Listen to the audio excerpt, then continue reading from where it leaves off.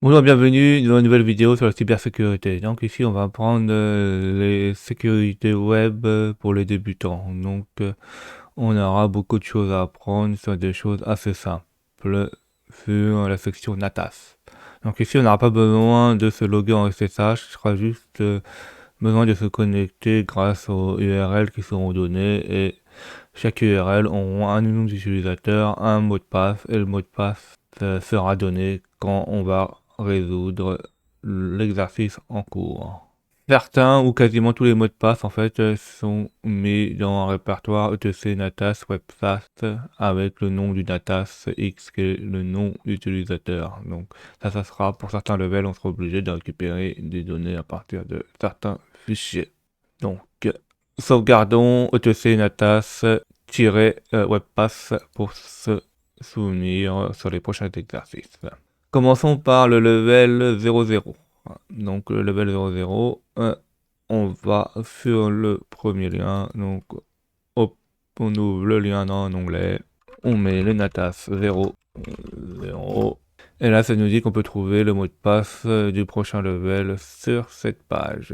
En fait, alors le premier exercice qu'on vous apprend la plupart du temps dans ce genre de choses, c'est de regarder le code source. En fait, dans la security web ou dans toute autre chose dans la cybersécurité, en fait, il faut être curieux. Il faut comprendre comment tout fonctionne et il faut pas négliger la moindre vulnérabilité ou les choses les plus simples qui peuvent exister. En fait, la plupart des choses, c'est les choses les plus simples qui font qu'on trouve des vulnérabilités. Donc, regardons le code source de la page. Donc, pour regarder le code source de la page sur Firefox ou sur un autre navigateur, ça dépend, vous avez. Vous faites clic droit et on fait View Page Source ou regarder le code source de la page. On peut regarder le code source de la page. Et là, on voit en vert, donc tout ce qui est chevron inférieur, point d'exclamation avec deux tirets. En fait, ça c'est des commentaires en HTML. Donc dessus, là, on voit bien qu'on a le mot de passe pour Natas 1. Sauvegardons ce mot de passe pour le prochain level. Alors, passons au level 1. On ouvre le lien dans l'onglet, on fait Open Link, New Tab, et là, pareil, il nous demande le nom d'utilisateur Natas, donc c'est Natas 1, et on a le mot de passe qui est ici, on le colle, on le met, et là, ça a marqué, on peut trouver le mot de passe du prochain level sur cette page, mais le clic droit a été bloqué. Donc si on fait clic droit dessus, on voit que là, le clic droit a été bloqué. Donc on ne peut pas regarder le code source en faisant clic droit et regarder le code source. Il y a un autre moyen de regarder le code source, par exemple sur Firefox, c'est mettre le mode inspecteur ou debugger pour regarder ce qui se passe dans le site web. Donc pour faire ceci, on appuie sur la touche F12. Là, ça peut nous demander le mot de passe. Donc on peut le remettre, on peut faire NATAS 1 et remettre le mot de passe. Et là, sur les chevrons, par rapport aux balises, on les déploie et on regarde si on voit des mots de passe. Donc le premier, le dive ID content. Donc là, on voit qu'il y en a un mot de passe en commentaire. Donc là, on a trouvé le mot de passe. Donc des fois, ça arrive que sur certains sites, ça nous empêche de copier du texte, ou ça nous empêche de faire clic droit, etc. etc. Mais il y a toujours moyen de regarder le code source. Donc, par exemple, ici avec l'inspecteur. De toute façon, un site web, s'il vous affiche des informations sur votre navigateur, ça veut dire qu'il y a des informations qui ont été fournies au navigateur. Donc, il y a obligatoirement du code source qui est passé dans votre navigateur. Il suffit juste de trouver un moyen de l'intercepter et de le lire. Donc, copions le mot de passe de NATAS 2. En fait, on fait double clic dessus, on fait clic droit, copie, et on le colle. Alors, level 2. Donc là, on va au level 2. On ouvre le lien sur un nouveau onglet. On met le mot de passe. Et on se connecte. Donc ici, il dit qu'il n'y a rien sur cette page. Bon, s'il n'y a rien sur cette page, en fait, là, il faut regarder dans le code source. Ou des fois, il faut regarder s'il y a d'autres chemins qui existent. Peut-être de faire un brute forcing. Mais on va pas faire ça. On va regarder le code source. Donc on va regarder le code source. Et on regarde dans le texte qu'est-ce qu'il y a d'intéressant.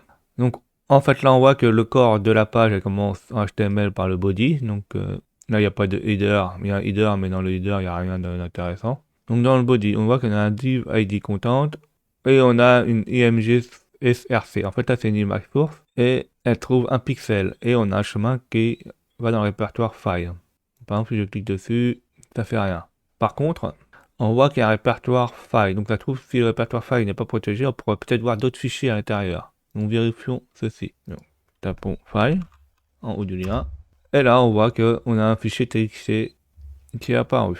Donc ça trouve, on peut regarder le fichier user.txt. Donc cliquons dessus. Et là, on voit plusieurs mots de passe, non le mot de passe de Natas 3. Donc il y a une bonne pratique qui permet aussi de trouver des informations dans un site web en naviguant dans tous ces répertoires. Des fois, ça arrive qu'il y a des utilisateurs, des administrateurs ou n'importe qui, en fait, qui laissent des données assez confidentielles dans leur site et qu'ils oublient de les enlever ou de restreindre leur accès. C'est une pratique assez courante. Donc on sauvegarde nos mots de passe et on va aller au prochain level. On ouvre le lien dans le navigateur. Ça nous demande le mot de passe et le nom d'utilisateur. Donc on l'a. On le colle. Et ça nous dit qu'il n'y a rien sur cette page. Par exemple, si on regarde le code source, dans le header, c'est le header classique, on trouve rien. Et ici, on dit qu'il n'y a rien sur cette page. Pas d'informations qui fuitent et même sur Google, on peut pas trouver d'informations sur cette chose. Alors en fait, ça nous met un petit puce à l'oreille. Ça veut dire que même sur Google, il peut rien trouver sur cette chose. Donc comment il fait Google pour trouver des choses sur le site internet ou référencer votre site web? Mais en fait, il prend un robot et il regarde toutes les pages sur votre site web. Et ceci, en fait, on peut lui dire dans notre site web de les voir, dire d'autoriser ou pas Google de voir votre site web pour le référencer ou pas les pages. Ou certaines pages qui sont pas, qui normalement ne devraient pas atterrir dans le moteur Google, on peut lui dire d'éviter qu'elles soient vues. Donc, on a un fichier qu'on met dans l'index de la page qui s'appelle robot.txt qui permet de faire ceci. Donc, regardons si ce site possède ce genre de choses. On reva sur le site et on met robot.txt et on voit s'il existe. Là, on voit qu'il existe. Il empêche de voir le répertoire secret. Donc, c'est sûrement parce qu'il y a quelque chose d'intéressant dedans. Donc, regardons dans ce répertoire. Qu'est-ce qu'il y a? Donc, on tape secret. Et là, dans le répertoire secret, on voit le nom d'utilisateur. Et dans le user.txt, on a le mot de passe ainsi que le nom d'utilisateur. Donc ça aussi c'est très intéressant. Hein. Dans quasiment beaucoup de sites web, il y a ce genre de petits fichiers robots.txt et ça nous permet de voir ce qui est autorisé ou pas autorisé à être indexé par les pages web et des fois de découvrir une bonne partie de la structure du site web. Donc c'est un fichier vraiment pas négligé dans la sécurité web. Mais par contre, il y a autre chose aussi intéressante à savoir aussi, c'est que c'est pas forcément parce qu'on ne l'autorise pas dans le fichier un robot à regarder vos sites web qu'il va le faire. Certains robots, certains moteurs de recherche, ils regardent même sans vérifier robot. Hein. Il y a pas de, c'est pas un gage de sécurité ce genre de fichier. Maintenant, on a le level 3, on a le mot de passe pour le level 4, donc faisons le level 4. On ouvre le lien sur une nouvelle table, on fait user natas 4 ainsi que le mot de passe. Voilà. Ici, on copie et on colle. Là, ça nous marque que l'accès n'est pas autorisé. Vous avez visité le site d'avant, donc il a reconnu quel site on a fait. Et l'utilisateur doit seulement venir de HTTP natas 5 vers le wire.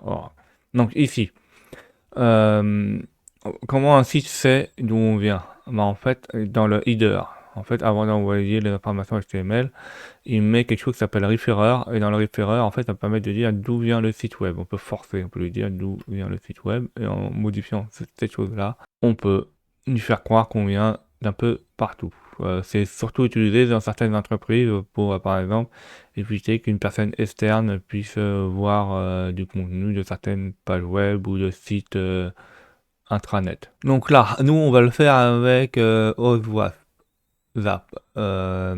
Si vous voulez avoir plus de documentation sur ce site, vous allez sur le site officiel ou vous regardez mes vidéos dans la section comment utiliser WhatsApp à la place de Burp pour rédiger ou résoudre les exercices Burp Suite ou les exercices sur les laboratoires Burp Suite. J'active OSWASP chez moi.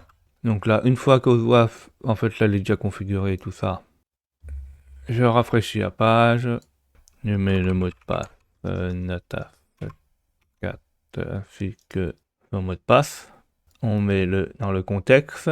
Donc on fait include, clic droit, include défaut contexte. Ok, donc là elle est dans le contexte. Si on va dessus, on a les différents requêtes qui ont été passées.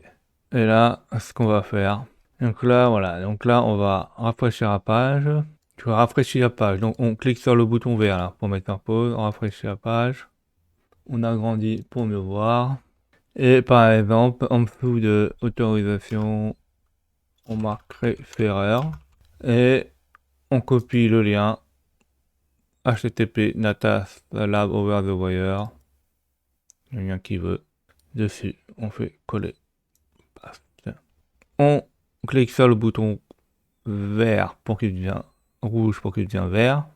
Et on clique sur le triangle pour continuer l'exécution. Et une fois que ceci est fait, eh ben, il voit qu'on vient du bon site et on a le mot de passe pour Natas 5. Donc passons à l'exercice 5. Donc on se connecte sur l'exercice 5, on fait Opening the new tab. Donc on va ouvrir un nouvel onglet, on fait Natas 5, on met le mot de passe qu'on a trouvé avant, on fait Natas 5, on fait copier, on colle, et là on dit que l'access est interdit, on n'est pas logué. Donc regardons ce qui s'est passé. Donc mettons d'abord notre Natas 5 dans le contexte, donc on fait un clic droit, un clic de contexte, défaut de contexte, on fait OK, lui il n'a plus besoin. Donc, en regardant les requêtes, donc dans les requêtes il n'y a pas grand chose. Donc là s'il n'y a pas grand chose, on rafraîchit la page. Et là on a quelque chose d'important, c'est que là dans le tag on a script set cookies. Donc ça veut dire que s'il met un set cookies, il veut dire qu'il a mis quelque chose dans un cookie. Donc regardons les cookies.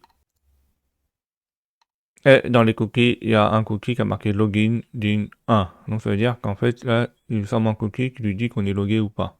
Donc ça se trouve, si on intercepte cette requête et qu'on modifie cette valeur-là, il va nous donner le mot de passe. Alors ça arrive souvent aussi. C'est une faille qui peut arriver, c'est que des fois il met dans le cookie si on est logué ou pas. Donc comme là on a vu que le cookie allait changer, on va recommencer à intercepter la requête pour changer le cookie. Donc on clique sur le rond vert qui est mis en rouge là, on rafraîchit la page et on va revoir s'il y a le cookie. Donc le cookie là, les log get in, il est en 0, on le met en 1. On enlève la pause là en cliquant sur le rond rouge et on fait play là et on regarde si ça fonctionnait. Donc là il dit que c'est bon, que on a l'autorisation d'aller sur le site et que le mot de passe pour Natas 6 est affiché sur l'écran. Donc ça c'est quelque chose d'assez courant sur beaucoup de sites où si les cookies sont prédictibles, des fois on peut changer leur valeur et même récupérer des informations confidentielles et pouvoir le modifier pour faire ce qu'on veut. On copie et on sauvegarde. Donc là on a résolu notre Natas 6 qui nous a appris à modifier les cookies. Allons sur le laboratoire numéro 6, ouvrons-le dans un nouveau onglet. Donc là, ça nous demande notre mot de passe. On va copier, coller. Et maintenant, là, on a une nouvelle, un nouveau challenge où ici, par exemple, on nous demande de mettre un secret et on peut voir le code source. Donc, regardons le code source. Donc, on reconnaît ici qu'en fait, il y a du code source en PHP. Donc, il va vérifier si une clé existe par méthode post. Donc, méthode post, c'est pour envoyer. Et si le secret par rapport à la méthode post là qu'on a envoyé est égal au secret, donc il va nous dire que le password est accepté. Sinon, c'est pas bon. Et dans le secret là, il va récupérer l'information dans include secret. Donc include secret, ça trouve, il est dans le site. Donc faisons ceci. Comme on dit, des fois il faut être curieux pour chercher partout où on peut la déficher. Donc on fait copier, on retourne en arrière, on colle à l'include secret inc pour voir si c'est un fichier. Là on voit rien parce que c'est blanc, c'est sûrement quelque chose, des commentaires ou des choses qu'on voit pas.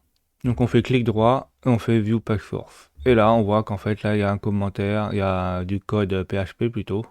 Et c'est pour ça qu'on ne le voyait pas. Et qu'on voit qu'en fait c'est une variable secrète. Donc c'est la variable qui était ici là, qui était comparée à notre poste. On trouve la variable qui est là. Donc copions le code qui est ici et mettons-le dans une police secrète. Voilà. Et là, on a le mot de passe. Donc là, c'est intéressant, c'est que des fois, dans des dépôts GitHub ou dans d'autres trucs, on peut accéder au code source de certains sites. Et si on comprend le code source, on peut essayer de voir comment il fonctionne. Et là, de plus, et que des fois, ça arrive que dans le code source, on met des mots de passe en dur, comme ça a été fait là, et qu'on puisse récupérer des informations. Donc, il faut faire super attention qu'on met dans les codes sources, et surtout, ne jamais mettre des mots de passe en dur dans le code source. En fait, il faut même mettre aucun mot de passe. Oui, copier. Donc là, on a NetAsset pour le... On a un mot de passe pour NetAsset. Donc allons au prochain. Donc allons au prochain. On copie dans le nouvel onglet. On met le mot de passe NetAsset. Donc on prend le mot de passe, copier, coller, on le signe. Et ici, on voit qu'on n'a pas grand chose. Si on regarde le code source, on n'a rien. Par contre, si, là on a une astuce. On nous dit que le mot de passe NetAsset est dans etc WebPass 8. Donc ça peut être intéressant. On a d'autres liens, on a About et Home. Donc cliquons dessus. Et là on voit qu'en fait il passe des paramètres. Donc ça se trouve il y a un problème dans le passage des paramètres ou dans les fichiers. Donc on peut peut-être faire une faille de traversée ou de direct path transversale. Donc pour faire ceci en fait. Donc regardons par exemple en Home là, About là ça passe en paramètres, index, page Home. Et regardons si on peut mettre des petits points, si on peut aller dans les répertoires, etc. Et là, on a un message d'erreur qui dit que, déjà qu'il nous affiche le lien où se trouve le site web, et qu'il n'arrive pas à trouver des fichiers, des choses dans la ligne 21 index page PHP. Donc ça veut dire qu'en fait, il n'arrive pas à ouvrir des fichiers. Donc ça nous dit qu'il y en a une vulnérabilité en direct path traversal. Donc ça, vous pouvez voir mes autres vidéos hein, sur comment utiliser WhatsApp, et dedans ça vous explique comment utiliser ce type de vulnérabilité avec des chiffrements ou pas, s'il n'y a pas de problème de chiffrement. Allons plus loin, essayons de lire un fichier que tout le monde peut lire. Par exemple, etc hostname. Et là on voit qu'il arrive à lire le fichier hostname. Hein. Donc là normalement, si on fait etc path wd, normalement tout le monde peut lire ce fichier où ça contient les informations utilisateurs. Et donc là, en fait, on a accès à toutes les informations utilisateurs. Donc, revenons à ce qu'on avait vu dans les commentaires. On nous disait qu'en fait, le mot de passe se trouve dans etc natas webpass natas. Donc ça, on fait un copier. On regarde dans etc. Et là, on a le mot de passe pour le natas 8. Alors, il faut faire super attention à ce genre de vulnérabilité. Il faut pouvoir faire une sanitarisation des liens. En fait, il faut voir effacer les caractères spéciaux ici pour éviter ce genre de problème. Donc ça c'est quelque chose qu'on croit que c'est pas très courant, mais en fait c'est super courant et surtout que là ça les caractères interdits grâce à plusieurs encodages de suite ou à certaines encodage comme certains encodages comme l'UTF qui est assez... Il possède beaucoup de caractères, on peut faire beaucoup de choses. Donc sauvegardons le mot de passe. Et là, on a le mot de passe pour le labo prochain. Donc là, j'ai fait de 0 à 7 au niveau des challenges. Je vous mettrai des nouveaux challenges dans la prochaine vidéo. Ici, on a appris à comment regarder le code source, comment contourner certaines protections pour qu'on regarde le code source, certaines comment modifier le référeur, comment modifier le cookie, comment lire certains fichiers à l'intérieur et leurs données et aller à travers les mots de passe et les fichiers. On a appris à lire du PHP un peu et en dernier on a appris à faire du path transversal, donc à naviguer à travers les répertoires d'un serveur qui n'est pas protégé à partir du serveur web. Merci d'avoir vu cette vidéo, n'hésitez pas à mettre des pouces bleus et à vous abonner.